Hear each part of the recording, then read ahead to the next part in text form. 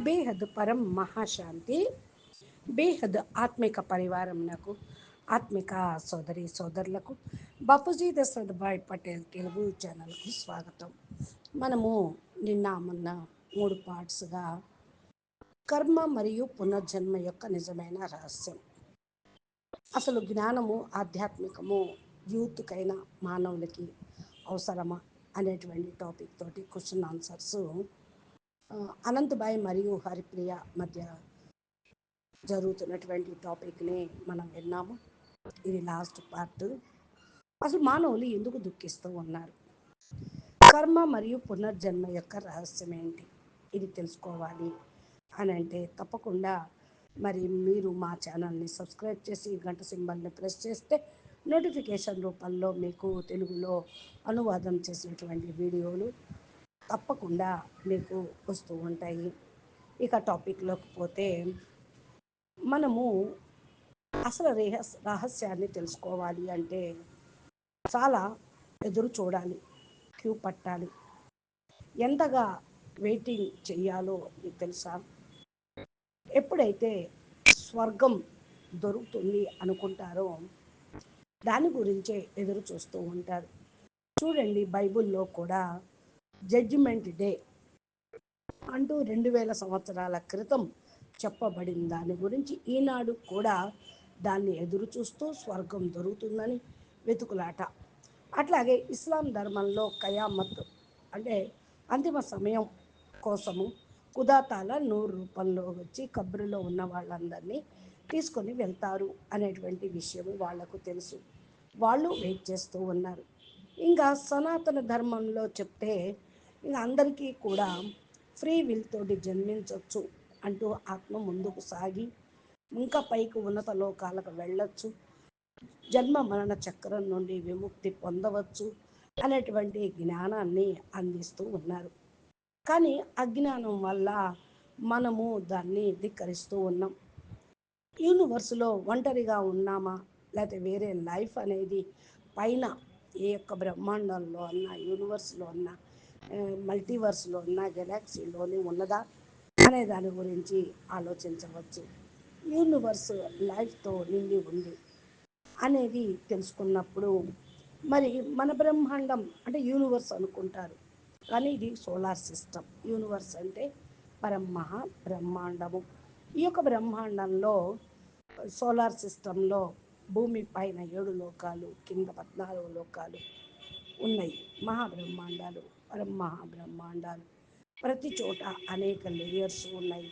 Science దీనికి సమాధానం చెప్పలేదు. ప్యారలల్ యూనివర్స్ ఉన్నాయి అని చెప్తూ ఉంటారు, కానీ ఏంటి ఎగ్జిట్ అవుతామా కాదా, హ్యూమన్స్కు ఫ్రీ విల్ ఉందా మరి అని అడుగుతూ ఉంటారు. ఈరోజు మనుషులు ఫ్రీ విల్ అజ్ఞానంతో కోరికగా మారిపోయింది. వాతావరణ వైబ్రేషన్ ప్రకారమే మానవుడు కోరికలను పొందుతూ కలుగుతూ ఉన్నాయి. చూడండి, గుడిలో వెళ్తే వేరే వైబ్రేషన్స్ ఉంటాయి, శ్మశానంలోకి వెళ్తే వేరే వైబ్రేషన్స్ ఉంటాయి. ఫ్రీ విల్ సరైన ఉపయోగం జ్ఞానం వచ్చినప్పుడే జరుగుతూ ఉంటుంది. అంటే మీరు జ్ఞానం ఉన్నప్పుడే మీ యొక్క ఫ్రీ విల్ని కరెక్ట్గా ఉపయోగించగలుగుతారు. ఆత్మ మరియు విశ్వ కళ్యాణం కోసం మీ ఫ్రీ విల్ని ఉపయోగించినట్లయితే మరి బ్రహ్మాండం యొక్క కళ్యాణం చేయగలుగుతారు, విశ్వ కళ్యాణం చేయగలుగుతారు. అసలు ఇంతకు ఈ బ్రహ్మాండం ఎందుకు ఏర్పడింది, దీని గురించి సాక్షి వేణు కూడా బ్రహ్మ ఇచ్ఛారహితంగా ఉంటే సృష్టి ఎలా చేస్తాడు అనే టాపిక్ కూడా ఈరోజు మనం తెలుగులో పెట్టాము. చూడండి, మరి ప్రతి ఆత్మ వేరు వేరు ఉద్దేశాలతోటి జన్మ తీసుకుంటుంది. సాధువులు, మహాత్ములు మానవతా కళ్యాణం కోసమే వస్తారు. కొందరు కోరికలు కర్మ కారణంగా మరి సంకల్పాలు చేస్తూ ఉంటారు. శివుడి యొక్క సంకల్పంతో బ్రహ్మాండం సృష్టించబడింది. కానీ ఆ యొక్క బ్రహ్మాండంలో ఆత్మలు చక్రంలో పడిపోతూ జన్మ మరణ చక్రంలో ఇరుక్కుపోతూ కర్మ బంధనాల్లో ఇరుక్కుపోతూ ఉన్నారు. ప్రళయము, మన్వంతర ప్రళయము, చతుర్యుగాలు ఇలా ఎప్పటి నుండో సాగుతూనే ఉన్నాయి. ఆత్మను ముక్తి పొందలేవా అంటే పొందవచ్చు.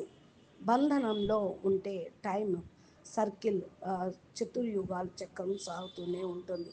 శివుడు సంకల్పంతో సృష్టి ఏర్పడుతూ ఉంది, కలిసిపోతూ ఉంటుంది. బ్రహ్మ కోరికను ఎవరు తెలుసుకోలేదు. కొందరు చెప్తారు లైఫ్ ఒక సిమ్యులేషన్ కదా, వాళ్ళకు జ్ఞానం ఎలా చెప్పాలి అని అడుగుతూ ఉన్నారు హరిప్రియ. దానికి అనంతబాయి జ్ఞానం ఎలా చెప్పాలి అని అంటే, జ్ఞానం అర్థం చేసుకోవటానికి కొన్ని నియమాలు ఫాలో చేయాలి. ఇప్పుడు చూడండి, సైన్స్లో H2SO SO4 అని అర్థం చేసుకోవాలంటే దీన్ని పాటించాలి నియమాలు. అలాగే ఆత్మ పరమాత్మ ధర్మము అర్థం చేసుకోవాలి అంటే వేదాలు, ఉపనిషత్తులు, పురాణాలు, గీత చదవాలి. కర్మ సిద్ధాంతము, ఆత్మ మరణము, మరి ఆత్మ జన్మ మరణాలు, మరి ఈ యొక్క చక్రము, ఈ యొక్క స్పిరిచువాలిటీ బ్లైండ్గా నమ్మటం కాకుండా ఆధ్యాత్మిక బుద్ధిని ఉపయోగించి అర్థం చేసుకోవటానికి ప్రయత్నం చేయాలి. మనమే వెతకాలి, సత్యాన్ని అర్థం చేసుకోవాలి. లక్షల సంవత్సరాల నుండి మరి ఋషులు, మునులు, సాధువులు, సన్యాసులు పరంపర నడుస్తూనే ఉంది. ఇక్కడ పరమ సత్యం కల్పన కాదు, ధర్మ నియమాలు జీవితానికి సరైన దిశను ఇస్తూ ఉంటాయి అని అర్థం చేసుకోవాలి. ఇప్పుడు చూడండి, రోడ్డు నియమాల అనుసారంగా నడుస్తేనే యాక్సిడెంట్ల నుండి మనం రక్షించబడతాం. అదేవిధంగా భక్తిలో చేసేవాళ్ళు జ్ఞాన మార్గంలోకి ఎలా రావాలి, మరి భక్తిలో నియమాలు ఉంటాయి ఎలాగా అని అడుగుతూ ఉంటారు. వాళ్ళు భక్తిని ఇంకా బాగా పెంచాలి.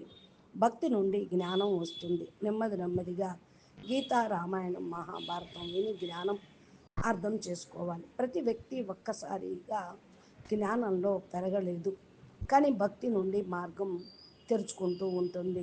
లా ఆఫ్ అట్రాక్షన్ మరియు మేనిఫెస్టేషన్ గురించి కేవలం ఆలోచించడంతో ఏమీ రాదు, కర్మ చేయాలని వాళ్ళు చెప్తూ ఉంటారు. ఆలోచించడంతో అంతా దొరికితే ప్రతి ఒక్క భిక్షవాడు నేను మల్టీ మిలియనర్ కావాలి అనుకుంటూ ఉంటాడు. కర్మ మరియు భాగ్యము రెండిటికి తేడా ఏమి ఉందో ఆలోచించాలి. యూనివర్స్ నుండి అడగండి అది ఇస్తుంది అంటే అడగటం వల్ల కాదు, కర్మ ఫలితాలని అర్థం చేసుకోవాలి. రాముడు, కృష్ణుడు కూడా దుఃఖాలు అనుభవించారు, ఎందుకంటే కర్మ నియమం సాగుతుంది. ఎవరు యూనివర్సును కర్మ ఆపలేదు. ఎవరి కర్మల్ని సత్యాన్ని అంగీకరించండి, కర్మలు అనుభవించాల్సిందే. నవ్వుతూ లేదా కళనీళ్ళతోటైనా సరే పూర్తి చేసుకోవాలి.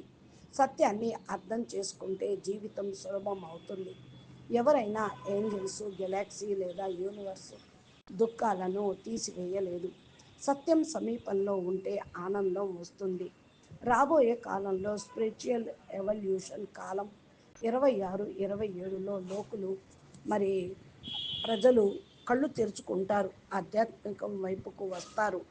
వాళ్లకు బలమైన ఒక వీడియో తగిలితే చాలు, బాగుండనిపిస్తే మరి వెంటనే ఫాలో అవుతూ ఉంటారు. అచ్చా, పరం శాంతి, నమస్తే, ధన్యవాదాలు. బేహద్కే బేహద్ పరం పరం, మహాశాంతి హై, మహాశాంతి హై, మహాశాంతి హై. బాపూజీ దశరథ్ భాయ్ పటేల్ తెలుగు ఛానల్లో ప్లేలిస్ట్లోకి వెళితే మీకు కావాల్సిన టాపిక్స్ తోటి వీడియోలు మీకు అందుబాటులో ఉంటాయి. కాబట్టి మీరు ఫాలో అవుతూ ఉండండి. ఆధ్యాత్మికము జీవితానికి చాలా అవసరము. నమస్తే, ధన్యవాదాలు. పరమ శాంతి.